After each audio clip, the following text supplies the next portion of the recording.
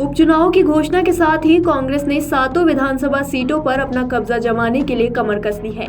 गौरतलब है कि कांग्रेस के सामने अपनी मौजूदा 4 सीटों को बचाने की कड़ी चुनौती है।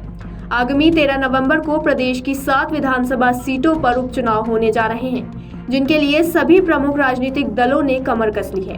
कांग्रेस के सामने इन चुनावों में अपनी मौजूदा 4 सीटों को बचाने की कड़ी चुनौती है, जबकि भाजपा के पास इन सीटों पर खोने के लिए ज्यादा कुछ नहीं है।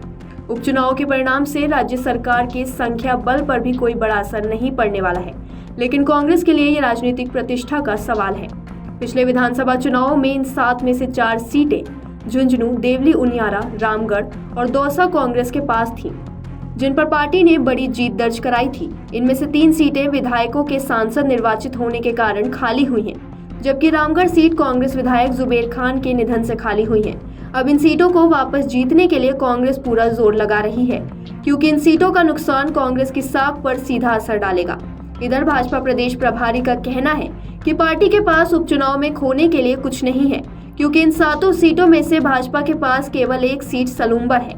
ऐसे में भाजपा का पूरा ध्यान अन्य सीटों पर है, जहां से वह कांग्रेस को टक्कर दे सकती है।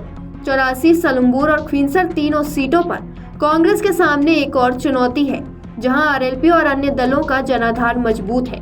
गठबंधन की संभावनाओं पर कांग्रेस अभी तक किसी निष्कर्ष पर नहीं पहुंची है। पार्टी के पास इन सीटों पर मजबूत उम्मीदवारों की कमी है, जिससे उसे तीसरे स्थान पर रहने का संकट भी सताने लगा है।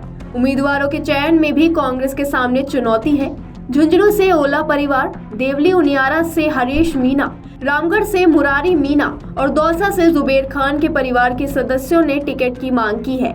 ऐसे में कांग्रेस के लिए वंशवाद से किनारा करना मुश्किल दिख रहा है। कुल मिलाकर कांग्रेस के लिए यह उपचुनाव केवल सीट बचाने का ही नहीं, बल्कि राजनीतिक प्रतिष्ठा का प्रश्न बन गया है। अब देखना होगा कि पार्टी इन चुनौतियों से कैसे निपटती है। इस पूरे मामले पर आपकी क्या राय है, हमें कमेंट सेक्शन में जरूर बताएं। और इस तरह की और अहम खबरों के लिए बने रहिए हमारे साथ और देखते रहिए अमर उजाला।